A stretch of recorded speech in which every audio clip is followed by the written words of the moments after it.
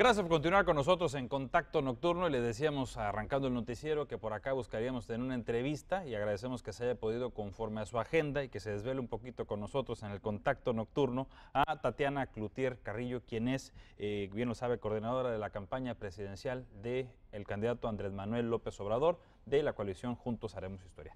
Bienvenida, buenas noches. Buenas noches, qué gusto estar por aquí.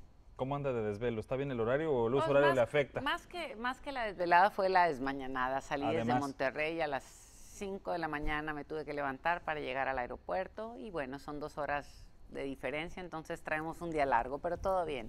Muy bien, gracias por estar aquí. También le acompaña la candidata al Senado por la misma coalición, Alejandra León. ¿Cómo está? Hola, muy buenas noches, Francisco. Pues no, pues muy bien, encantada, todavía tenemos viada. Todavía trae enviada. Sí. Qué bueno, porque hemos de platicar un poco de lo, primero le pregunto, de lo que hoy pasó en Mexicali. ¿Cuál fue la agenda, cuál fue la respuesta que usted vio en esta región, donde además creo que por ahí ha de traer seguramente el dato, ha sido siempre el punto débil de otros procesos electorales con Morena o concretamente con Andrés Manuel López Obrador, no solo Baja California, me refiero a Mexicali? Pues yo digo que aquí la referencia la tendrán que hacer ustedes. Yo te digo un poco la experiencia que me toca vivir el día de hoy. Llego a Mexicali, llegamos a un primer evento en donde hubo una participación, les digo masiva, no me gusta la palabra masiva porque no me gusta decir que tiene IVA, pero les digo que una participación muy concurrente. Copiosa. Y lo que me gustó mucho es que muchas preguntas de la gente, eso me parece interesante, eso me parece que suma, eso considero que muestra que hay un interés de la gente por entender qué está pasando del otro lado, y cuando digo del otro lado es preguntarnos, y me gustó mucho la participación de la población. Luego una serie de gente animada a decir quiero una foto, quiero esto, quiero el otro. Luego nos fuimos a uno de los ejidos, a una parte ejidal en donde estuvimos con gente de la comunidad que trae una problemática muy específica y que trae planteamientos con respecto al agua. Luego pasamos de regreso a otro evento para luego pasar a 2 entrevistas, una anterior que ustedes y luego esta de ahorita. Entonces tuvimos un día lleno, rico, sí, alegre, en donde la parte que más rica me llevo es la parte de las preguntas. Hicimos una urna y la gente llenaba la urna de preguntas, lo cual, repito, quiere decir que hay un interés por saber, hay interés en el proceso y la gente muestra que quiere conocer porque está lista para dar el paso. Muy bien, yo sé que le ocupa la campaña de Andrés Manuel López Obrador, pero usted me ha de permitir preguntarle un poco por su historia, por su ascendencia política, por Maquío, su padre, como lo refiere en el libro, y qué tanto ve el ejercicio democrático que él luchó con lo que hoy se vive, y qué tanto estas amenazas, estos potenciales, luego fraudes, falta de legitimidad ciudadana, más bien, o desconfianza en las instituciones ve. Bueno, pues podemos plantearlo en 2 vertientes. Una de ellas tiene que ver, bueno, en 88, cuando iniciábamos este proceso electoral en donde invitábamos a una parte de un cambio importante, había como un escenario en donde el PRI antes se robaba las urnas, salía corriendo un pelado con la urna y se llevaba todos, iban cayendo los votos y de una manera muy burda. Los fraudes eran burdos. ¿Qué ha aprendido el PRI a hacer? El PRI ha aprendido a ser estilizado, si así le pudiéramos llamar, en donde ahora, por ejemplo, en el Estado de México y en Coahuila, se roba la elección con tarjetas rosas que ahora las autoriza el Tribunal Electoral. Y por otro lado, el PAN ha jugado un poco también un papel, y yo creo que ustedes lo entienden mucho aquí en Baja California, un papel de utilizar los programas sociales para hacer manejo, si así le pudiéramos llamar, manejo de operación electoral a favor del proyecto que ellos traen.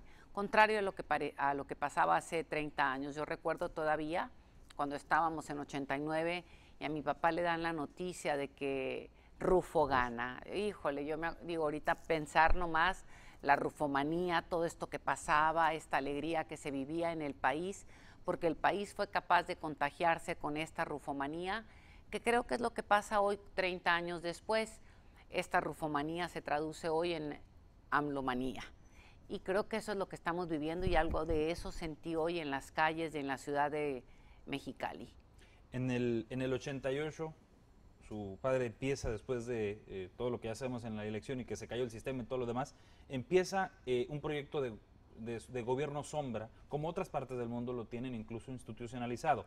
Dentro de su gabinete, por ahí, pues Diego Fernández de Ceballos, Vicente Fox, por mencionar los más connotados. Pero luego gana Fox, y a pesar de la rufomanía en el 89 acá, el bipartidismo al parecer no satisfizo la sed democrática. ¿Usted lo ve así? ¿O qué pasó? ¿En qué momento ya no vieron como un contrapeso al PAN? Usted misma, Yo además le digo, en familia. yo en 2005 abandono las filas de Acción Nacional, y abandono las filas de Acción Nacional. A mí me da risa porque ahorita la gente dice, es que pues lo que yo vi hace, ¿cuántos años? 13, 12 años. Cuando yo abandono las filas de Acción Nacional, yo salgo y digo, el PAN se ha alejado de sus principios, el PAN ha sido una mala copia del PRI, porque hasta para copiar salieron medios brutos, y luego empiezo a decir, es necesario que regresen a los principios que les dieron vida, cosa de la que se alejaron mucho. Entonces creo yo que este alejamiento se ha ido haciendo más visible cada vez, y creo que dista mucho de lo que en aquellos años se luchaba. Y pues bueno, aquí estamos, y yo creo que ustedes lo viven hoy en Baja California con el rechazo enorme que se tiene ante el gobierno de Kiko, un gobierno que está así como acompañado de corrupción, que está empañado de alejamiento propio con la sociedad, en donde no tiene esa vinculación que Acción Nacional tenía antes con la sociedad, y un gobierno que lo que la gente quiere es votarlo con B grande en lugar de con B chica. En el 89, aquella rufomanía, ¿usted la considera, y perdón que insista un poco en la historia, pero creo que es importante conocerla para entender el momento actual, ¿usted entiende aquello como un auténtico triunfo democrático, un carisma arrasador o sí. un acuerdo también No, político? No, yo creo enormemente, y debo decirle, tengo una admiración y un cariño enorme por Ernesto Rufo. Creo que Ernesto Rufo, cuando fue alcalde de Ensenada, aquel acto cuando se viene la problemática propia de la basura y que él toma los camiones y empieza a pedirle a la gente paciencia y dice vamos a hacer lo que tenemos que hacer, Rufo se ganó a pulso el puesto de gobernador. Rufo creó una serie de mecanismos que le permitieron avanzar y que de alguna manera le fueron dolorosos al pueblo, porque el pueblo quería como ese cariño que le daba el PRI. El paternalismo. Así es, ¿no? Y entonces creo que fue muy auténtico el proceso, creo que Rufo le dio esperanza a este pueblo, esa esperanza que hoy nos ofrece Andrés Manuel. Ahora sí, vamos a ese tema contemporáneo. Andrés Manuel López Obrador, dos procesos en los que casi a todos nos evoca, pues en algún momento a su padre, a Maquillo, pero también a Cárdenas.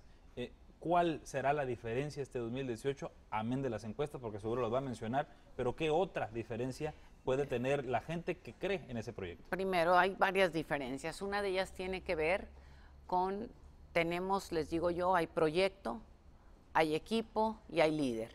Cuando tenemos este paquete tan consolidado, este paquete tan fuerte, es como una gran venta, ¿no? Yo salgo a vender un paquete consolidado, un paquete que tiene punch, y esto creo que es una diferencia con respecto a las dos elecciones pasadas.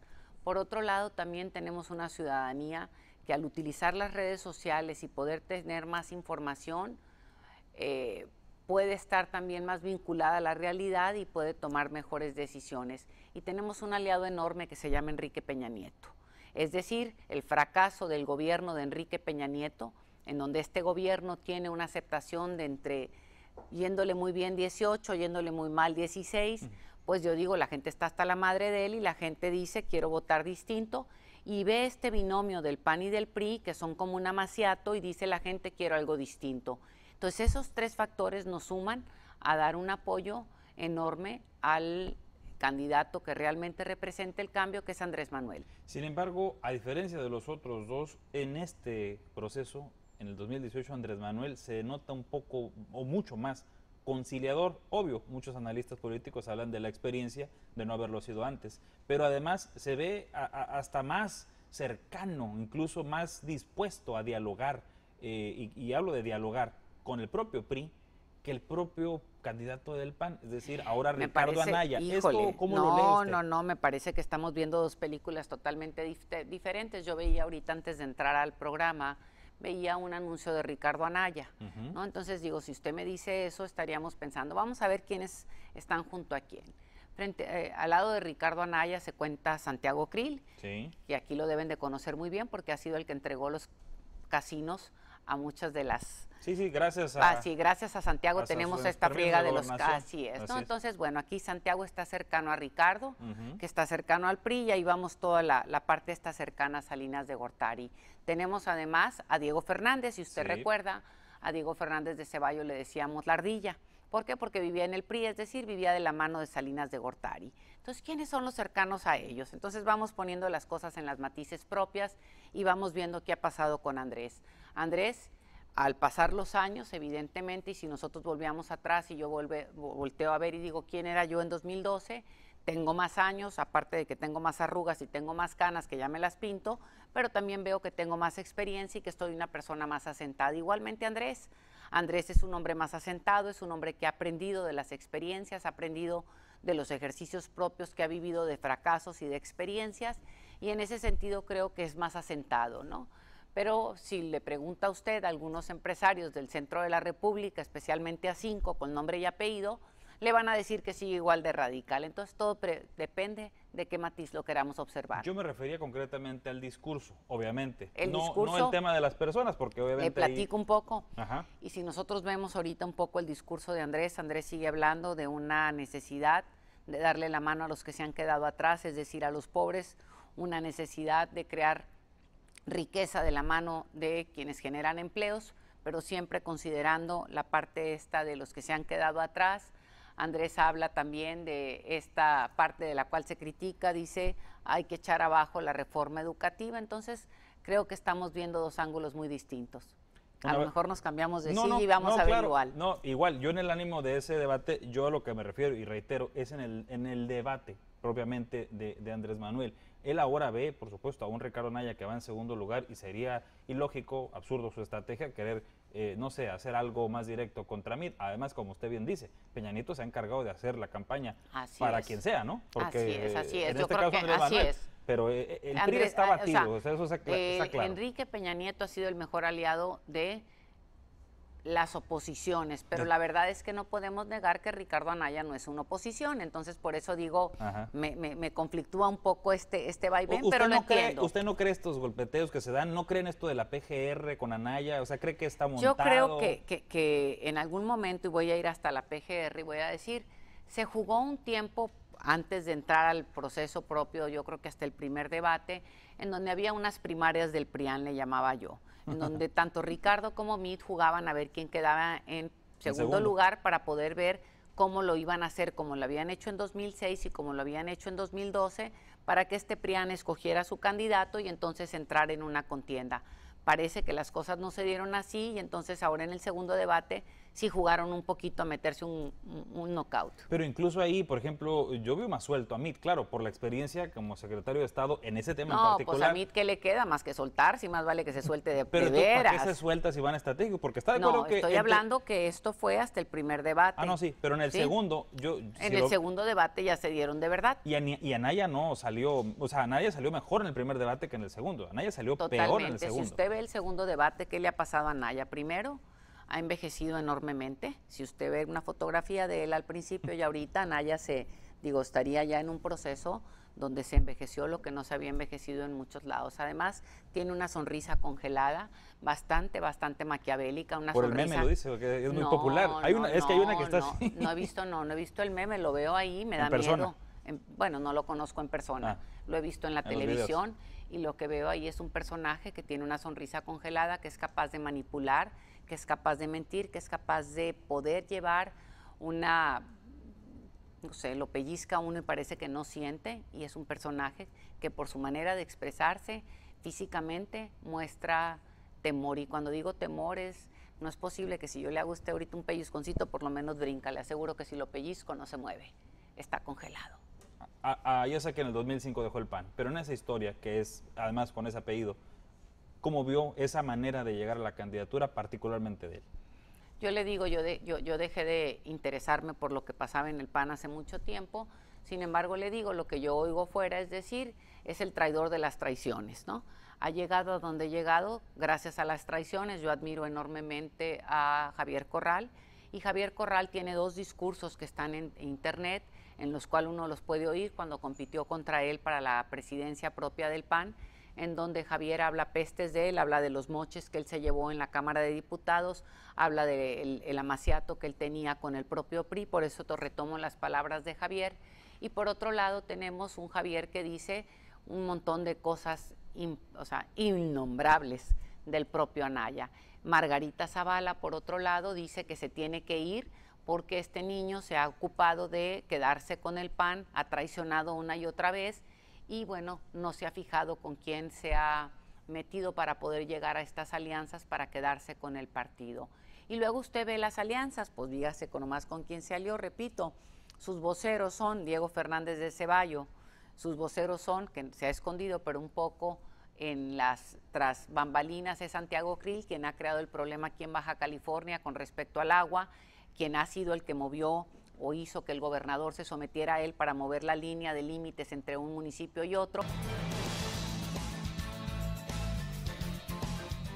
Gracias por continuar con nosotros en Contacto Nocturno. No le voy a decir que no seguíamos aquí la charla porque usted sabe cómo desaprovechar a esta invitada con estos comerciales, pero nos quedamos en el pasaje bíblico. A ver, no vea, o le invito a que no caigamos en ver la paja en el ojo ajeno y no la viga en el propio.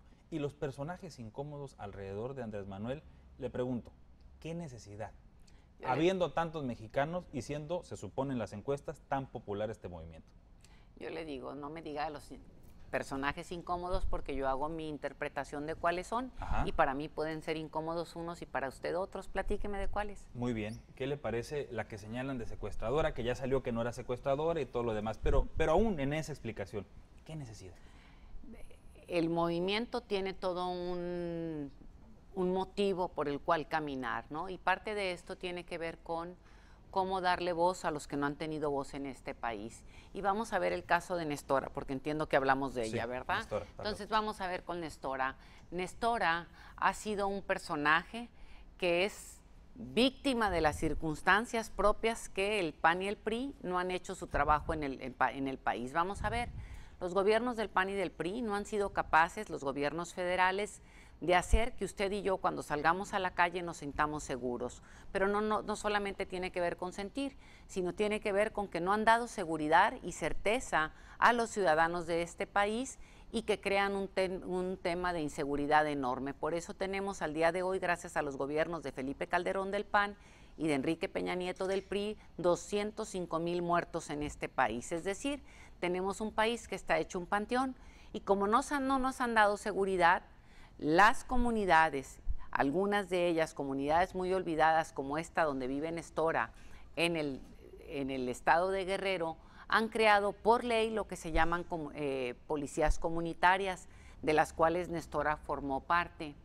Y resulta que tienen sus propias reglas, tienen sus propias maneras de operar. Y de esto se le acusa de un proceso propio al cual el gobierno las orilla como comunidad a crear su propia policía porque ellos no son capaces de darle la seguridad. No obstante, no podemos dejar por otro lado de ver que el actual presidente del PRI es o fue gobernador del estado de Guerrero, un estado en el que no fue capaz de crear la seguridad de la que estamos hablando y por eso se crea la policía comunitaria. Así las cosas, a Nestora, de los casos que se le han acusado, se le condonaron todos porque no había pruebas suficientes y organismos internacionales fueron capaces de decir no se le han encontrado las pruebas, no hay víctimas, no hay quien declare y se le libera después de algunos meses de haber estado en la cárcel. ¿Cuándo se le libera? 2 años, ahorita hace 2 años que hay 3 casos que se le quisieron, ¿cómo se dice el proceso?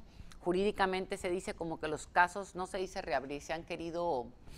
Tiene un término jurídico. Abogada, no sé, auxilio. Híjole, hay un término jurídico y entonces los casos estos no se dieron o no se han atendido, sino hasta ahorita que ella es nombrada, que vendría como candidata al Senado por parte de la coalición Juntos Haremos Historia. Entonces es curioso que los organismos internacionales hayan dicho no hay pruebas para y le hayan tenido que soltar. Apelar. Y es curioso que estas apelaciones no se hayan atendido, sino hasta ahorita que fue nombrada candidata. Y bueno, como dicen, que la gente decida. Y de verdad había mucha necesidad, o sea, no había otros cuadros. Esa es la pregunta va generalizada. Sí, yo lo entiendo y lo digo, yo no soy miembro de Morena. Esta situación habría que hacérselo a Morena, a los partidos propios de la coalición y al propio Andrés Manuel. Yo no pertenezco. Aprovechando que no es miembro de Morena y la apertura democrática con la que habla, muy congruente con su vida, usted me abrió una posibilidad de una pregunta ahí, dijo, ¿cuáles a lo mejor considera usted y cuáles considera? De su parte, ¿cuáles serían personajes incómodos alrededor de Andrés Manuel López Obrador? Híjole, yo le digo dos cosas, ¿sí? O sea, ¿incómodos para quién? Porque unos pueden ser incómodos para usted y otros incómodos para mí. Yo le digo incómodo para mí, pues le pudiera decir un Bartlett, pero no está de candidato, está de senador y ya va de salida, por edad y por muchas cosas más. Pero en la historia sí... Sí, yo sí le digo, si me cala le puedo decir. Y de otros, pues la verdad es que no conozco a tantos. Puedo tener una Margarita Arellanes en Nuevo León. Margarita Arellanes, una alcaldesa que fue de Acción Nacional, raterísima, por cierto, y el PT la cacha y la mete ahí de candidata en las listas propias del PT. Y yo digo también, como decía usted, pues qué necesidad, ¿no? Pues como decía Juan Gabriel, pero qué necesidad. ¿no? Entonces le digo, y esos serían así como mis incomodidades de los demás, la verdad, dado que yo coordino la campaña a la presidencia, no me ocupo de lo que no me corresponde, que son las coaliciones para las diputaciones. Digamos. No me meto. Le agradezco la madurez democrática para responder. Y sí, pues pudiéramos estar aquí, pero ya entendí un poco su postura alrededor de los ejemplos, ¿verdad? Ahora, en cuanto al proyecto de nación, sí se le ha visto a Andrés Manuel tranquilo, confiado, contento, diríamos, mucho más que cualquier otro proceso. Claro, con 20 puntos adelante, ¿quién no va a estar contento, ¿verdad? A lo que fuera que vaya uno a concursar. Pero, sin embargo, en los debates, en los dos, incluso en las entrevistas, vaya hasta en los mítines aquí, no se sale mucho de su discurso. Esto es estratégico, no habla mucho. Me imagino que ese documento lo trae aquí como aval del proyecto de nación, pero no se mete en esas directrices. Él le da vuelta a ese mismo discurso que conocemos. Sí, no, porque pudiéramos pensar, ahora que se habló del segundo debate, el segundo debate tocaba el tema migratorio. El tema migratorio tiene un tema muy concreto en el que nos habla que si nosotros como país no podemos crecer, difícilmente podemos atraer o podemos recuperar a estos migrantes que salen fuera del país a hacer milagros en el exterior que no pueden hacer en este país, que les quita oportunidades. Entonces creo que el tema migratorio es un tema que no había tocado o que no se toca cotidianamente en las plazas. ¿Por qué? Porque no es un tema de las plazas, y creo también que una de las partes en donde sí nos obliga a tocar los temas que normalmente se tocan en las plazas es el tema de la parte económica. Ahí, en esa primera parte que refiere, si recuerdo en síntesis la frase que dijo, la mejor política exterior es la interior y fortalecer el consumo interno y todo esto, que sí, hay explicación. Sin embargo, a preguntas muy específicas, la carta a la mano, el as bajo la manga es la corrupción. Que todos estamos, como usted dijo, hasta la madre. Eso no es debate. Pero de verdad, ante todo, la solución es la corrupción y la otra. Implícito en el manejo de la corrupción, su ejemplo, porque es lo que más habla de él. Ahí voy y lo tomo de dos maneras. Voy a empezar como a desglosar la parte de la corrupción cuando Andrés dice las escaleras se barren de arriba para abajo. Sí. Y es un ejemplo, y eso no quiere decir que no tengamos propuestas concretas para atender el tema de la corrupción. Cuando decimos las escaleras se barren de arriba para abajo, quiere decir yo Peña Nieto. ¿Sí? Yo Peña Nieto no tengo autoridad moral para decirle a usted, Kiko, que no robe. ¿Por qué? Porque no tengo autoridad. Porque usted me va a decir, pues, ¿de qué te metes conmigo si tú andas igual de ladrón que yo? Entonces está bien, nos echamos... Sí, iríamos al pasaje bíblico de la paja. Nos hacemos tontitos los dos y pues ya no hay cómo.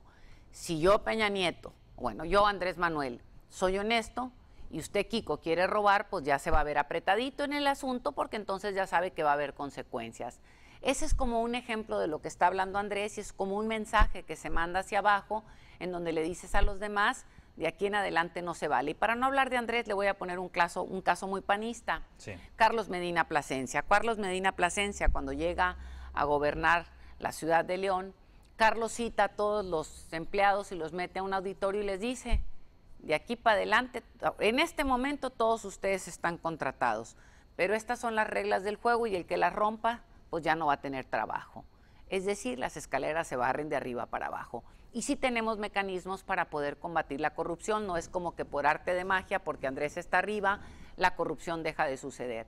Tenemos mecanismos, utilización de la tecnología para que con los propios procesos de la tecnología podamos tener las, ¿cómo se llama?, los concursos en línea en tiempo real, y esto nos pueda permitir que no exista la corrupción que normalmente se da en los concursos propios para competir por hacer una obra u otra. Por otro lado, hoy en día el 74% de las obras son asignadas de forma directa, es decir, que el presidente de la República o los gobernadores o los gentes propios, los secretarios de Estado, asignan las obras directas, es decir, yo se las doy a mi amiga o yo se las doy a mi amigo y ahí llevamos pues una rebanadita. No, y luego les dan casas blancas en oferta. Es la rebanadita, es la rebanadita. Claro, claro. Entonces, aquí decimos no más asignaciones directas y con esto estamos haciendo un proceso para disminuir el tema propio de la corrupción. También tenemos el decir vamos a publicitar todas las compañías aquellas que han hecho trampa o que no han cumplido al gobierno federal. ¿Para qué?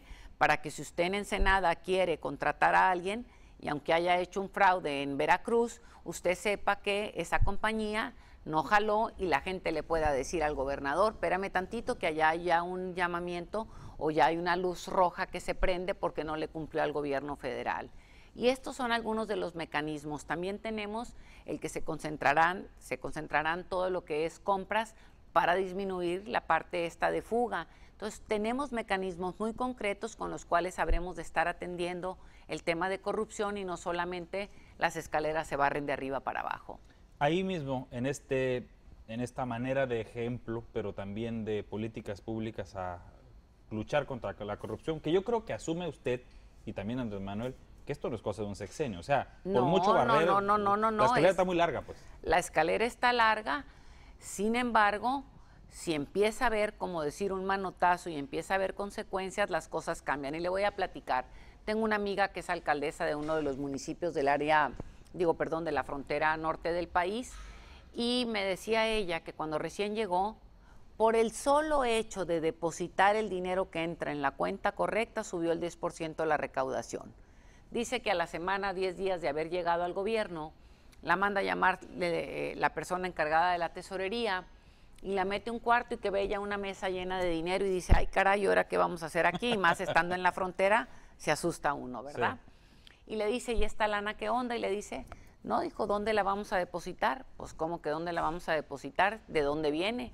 Y le dijo, es lo que ha entrado a las arcas.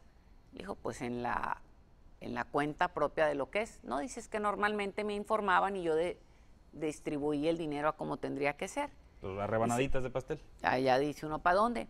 Entonces dice, el solo hecho de depositar el dinero que entró en la cuenta correcta, yo subí 10% de la recaudación. Y ahí es cuando decimos que sí se barren las escaleras de arriba para abajo. Sin embargo, y volviendo un poco a los aliados o las formas, González Urrutia, Napito, Napoleón, un poco... ¿De veras quiere que le cuente de Napoleón? Sí, un poquito. ¿De veras, poquito le cuento o qué onda? Un poquito la historia, sobre todo, de la que queremos, yo creo que todos los mexicanos alejarnos, que es la historia de 70 años de un régimen que ya no da para más. O sea, esa parte ya decíamos, no es defendible, no veo cómo. Pero pues los sindicalismos jugaron un papel bien delicado. Efectivamente, el sindicalismo jugó un papel muy importante en este país para, le hablo de Napo, le hablo de los maestros, vamos a ver, ¿no? Entonces vemos a Napo.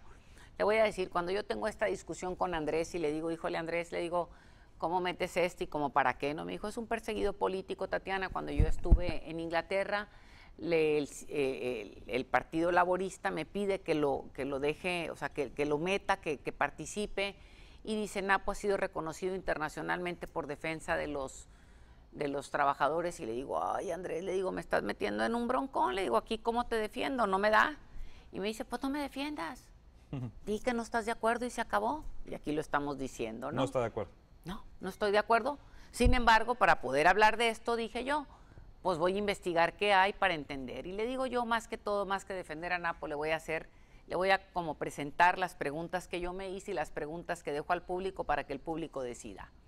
Les digo, cuando viene pasta de conchos, de los 63 muertos, 23 estaban afiliados con Napo y esos 23 tenían seguro de vida.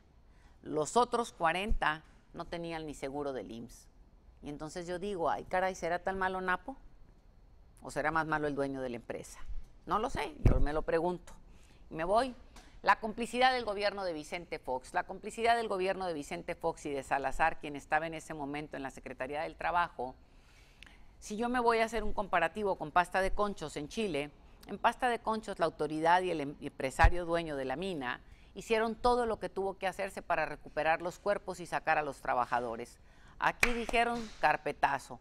Si hubieran investigado y se hubiera hecho el proceso propio para recuperar aunque sea los cuerpos, ¿qué hubiera pasado? Pues nos hubiéramos dado cuenta que aquí hubo una explosión que fue por no atender las causas propias desde antes, que ya había habido llamadas de atención porque había problemas de seguridad en la mina. Hay complicidad entre la autoridad y el dueño de la mina. Entonces digo, ¿Napo era tan malo? Pues no lo sé, que la gente decida. Y me voy a otra. A Napoleón le dan la nacionalidad en Canadá. Y yo me pregunto si un gobierno del primer mundo por el cual volteamos a ver, admiramos y todo lo demás, le hubiera dado la nacionalidad a un delincuente de este tamaño como nos lo pintan. Pues yo creo que no. No sé usted, pero yo creo que no. O sea, de Gómez Urrutia usted habla más bien de las bondades del sindicalismo, la protección en un gremio. Yo hablo de las preguntas que me quedan sin responder. A ver, ¿qué tan malo era Napo? ¿Qué tan malo y qué tan cómplice fue el dueño con el gobierno de Vicente Fox? Y no tengo respuestas, son preguntas y que cada quien se responda. Quedan abiertas. Y a ver qué otras preguntas abiertas quedarán en el tema de la Coordinadora Nacional de los Trabajadores de la Educación y ese intento por recuperar una fuerza sindical, porque ahí está, ese es el subtexto y usted lo sabe perfectamente. Pero no es recuperar una fuerza, es una fuerza que existe per se. Pero ahorita esa fuerza está aliada en otro partido, por ejemplo. Pero además de eso, sí se les debilitó a los maestros. O sea, la reforma educativa, y si algo se quejan incluso los maestros, es eso. No fue una reforma educativa. Es lo mismo que dice Andrés Manuel. Él dice, fue una reforma laboral. Sí. ¿No? Entonces sí les quitaron la fuerza. De alguna manera les quitaron influencia y la forma de hacer las cosas de la maestra Elba Ester.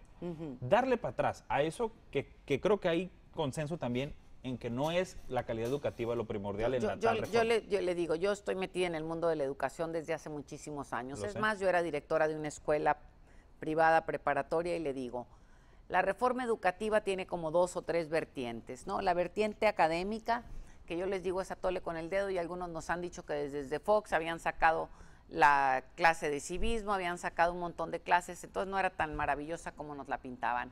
Pero cuando venimos a un tema de la reforma laboral dentro de la reforma educativa, ¿se vale que a usted lo contraten con X acuerdos y de repente le digan, dijo mi mamá que siempre no? Los derechos laborales son derechos y no son retroactivos para que usted, a la hora que lo contratan, le digan, ahora no, yo te dije que te iba a dar A, B, C, D, pero fíjate que no y nomás te voy a dar A y B. Los derechos adquiridos son derechos adquiridos, nos guste o no. ¿Qué sí se puede hacer?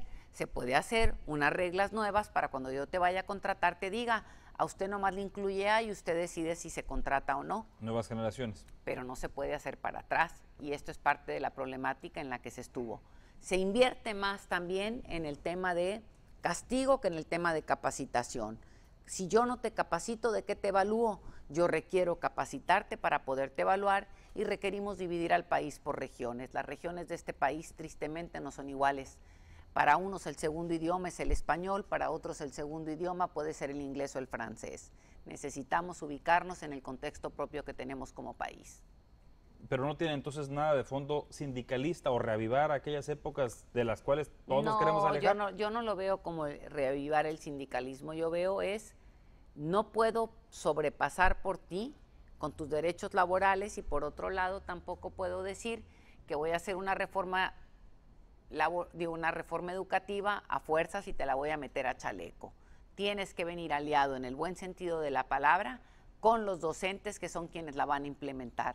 Si no, va a ser un fracaso como lo está haciendo hasta el día de hoy, en donde Nuño tuvo que gastar 500 y feria millones de pesos para promover su imagen. Él dice que fue para promover la reforma.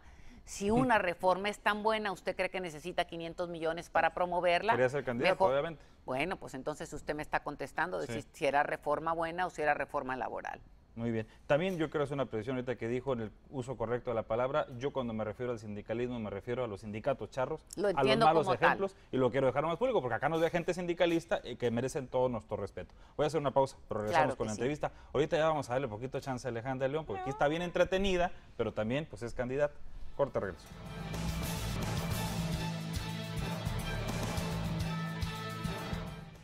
Gracias por continuar con nosotros en Contacto Nocturno. Bueno, decíamos que aquí está también la candidata Alejandra León. Hoy decía usted, yo la estaba viendo en las redes, yo no puedo estar ahí, pero sí estaba en las redes y no le voy a decir que no me llamó la atención que dijera usted, voten por Andrés Manuel. Claro, usted la coordina esa campaña, pero ahí, en ese tema tan no partidista incluso, dijo, pues no le hace que no voten por los diputados. Bueno, y ahí estaba la candidata, senadora. Bueno, aquí vienen dos cosas aquí, que esta venía un poco la pregunta. Cuando me hablaba usted de los incómodos, yo les digo, pues si les son tan incómodos, pues no los vote y denos el voto por Andrés. Mi chamba es que Andrés gane y ella hará la chamba de ganar ella. Yo le digo, yo no vendría si no creo en la candidata.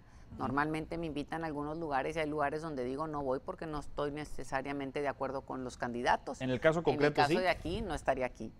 Pero entonces sí. Yo le digo, no estaría aquí ya, si no. Está respondido el asunto. Ahora, aquí hubo un movimiento y usted creo que ya lo conoce, lo ha escuchado. Alejandra León seguramente le habrá informado. A ella ya le hice estas preguntas, pero un poco quiero retomarlas con usted, que tanto conoce este tema. Se vino a instalar una empresa cervecera y esto se revolvió en el timing político con el tema del gasolinazo. Le decían comerciales, salen decenas de miles a marchar y muchos pensábamos, yo creo que hasta el gobierno y todo, que era contra Peña Nieto concretamente y el gasolinazo, y de pronto el gasolinazo quedó fuera y luego quedó lo de la ley y luego se dirigió al tema la cervecera concretamente y luego con el tema de gobierno estatal. ¿Usted conoce esa historia y tiene una postura en ese tema tan polémico? Sí la conozco y la postura que normalmente uno tiene, primero que nada uno respeta las decisiones que cada una de las comunidades toma, sin embargo también lo entiendo porque he sido activista en el estado de Nuevo León.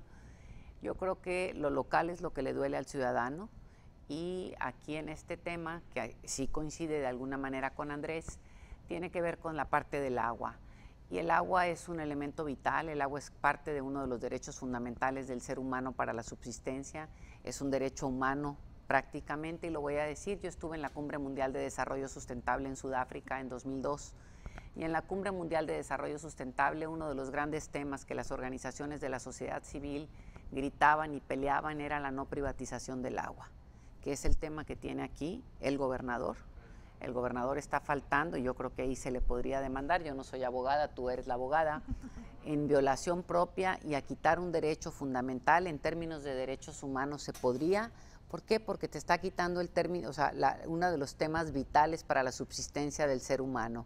Y ahí creo que habría yo no sé qué han hecho aquí prácticamente, sé que han hecho algunas acciones legales, pero que una persona privatice el agua te lleva a un extremo en donde te está diciendo que lleva a los seres humanos ya a visualizarlos de tal manera en donde casi los ve como cosas y no considera que el agua es un tema vital. Hay división de opiniones y está muy largo el tema, pero le pregunto, ¿usted tiene suficiente información y claridad en este tema como para decir no está de acuerdo en esa instalación cervecera? ¿O respeta la parte local? Yo le digo, desde el 2002 yo he estado jamás a la privatización del agua, que son como dos temas. Una parte es la privatización del agua, que la otra es decir, ¿a quién le vas a dar prioridad? Bien mayor sobre bien menor. ¿Cuál es el bien mayor? Si esto lleva a que una población se quede sin agua para no poder sembrar y esto me implica tantas familias, tanto ¿cuál es el bien mayor sobre el bien menor? Y en política siempre uno tiene que actuar sobre el bien mayor y aquí es donde se tienen que sacar los números y las cosas importantes, ¿no?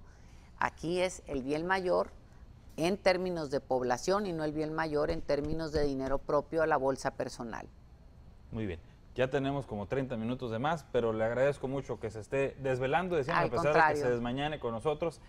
Alejandra León, por favor, toma la palabra en esta visita que me tocó que además nos compartieras a tu invitada, a quien te acompañó hoy en la agenda. Sí, no, pues primero agradecerle a Tatiana. Tuvimos excelentes eventos, el conversatorio precisamente con Tatiana Cloutier y con su servidor en la mañana estuvo también acompañándonos Graciela Márquez Colín, que es la propuesta a la Secretaría de Economía del gabinete de Andrés Manuel López Obrador, dado que en la mañana había también invitados del sector empresarial, pequeños, medianos comerciantes y pues de todo tipo de emprendedores, ¿no? Y pues ahí estuvimos contestando las inquietudes y las preguntas a este sector por medio de Graciela, otras tantas por medio de Tatiana, preguntas muy concretas, muy precisas, complicadas, también que emanan del proyecto de nación. Presentamos el proyecto de nación, se lo presentamos ahorita aquí a la gente, porque muchas veces nos dicen que no. Ábrelo, ábrelo. Tatiana, no va a estar en blanco, a ver. Así es lo que le digo. Como la tarea de no, los chamacos. Así les digo. Sí existe, que es nuestro proyecto, y esa era la intención, que el Mexicali... ¿Dónde se consulta, además de traerlo aquí? Es en proyecto 18.mx. Ahí está accesible, es público, es un documento público, cualquiera puede tener acceso a él, lo puede estudiar, lo puede revisar, puede hacer propuestas. Dentro de las preguntas que nos hacían era si era un proyecto limitativo. Claro que no, no es un proyecto limitativo, de hecho es la base nada más. Ya una vez entrando a gobernar con el licenciado Andrés Manuel López Obrador, tenemos que regionalizarlo, me hacen muchas preguntas referente a que como senadora, que es la parte que yo voy a apoyar del proyecto, pues es regionalizarlo. El proyecto es a nivel nacional ahorita, pero cada región del país obviamente tiene sus muy particularidades problemáticas o cosas que atender, y en ese sentido pues tenemos que robustecerlo y que regionalizarlo a las prioridades que tenemos aquí en Baja California. Muy bien, agenda local, lo que decía. Nos ven en Sonora, en Arizona, en California y en Baja California. Hay mexicanos en estos 4 estados de 2 países. Un mensaje para ellos. Pues yo los invito, me voy a aventar un comercialón, yo los invito a que, primero que nada... Haga por favor de este lado, mija. A ver, los invito a que racionalicen su voto, a que conozcan y a que vean que frente a nosotros tenemos 2 proyectos, más de lo mismo o un cambio verdadero, elegir entre la guerra o elegir entre la paz, elegir entre el miedo o elegir entre la esperanza, y los invito a que de veras se animen a votar por Andrés Manuel y que bajen la aplicación AMLO 2018, en donde podrán encontrar información de esta que le estamos hablando el día de hoy y donde pueden encontrar por qué somos la esperanza de México.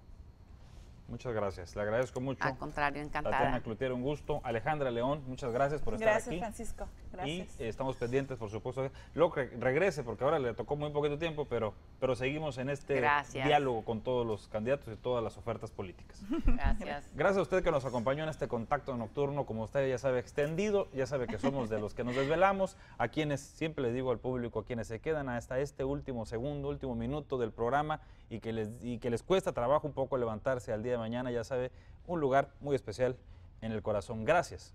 Adiós.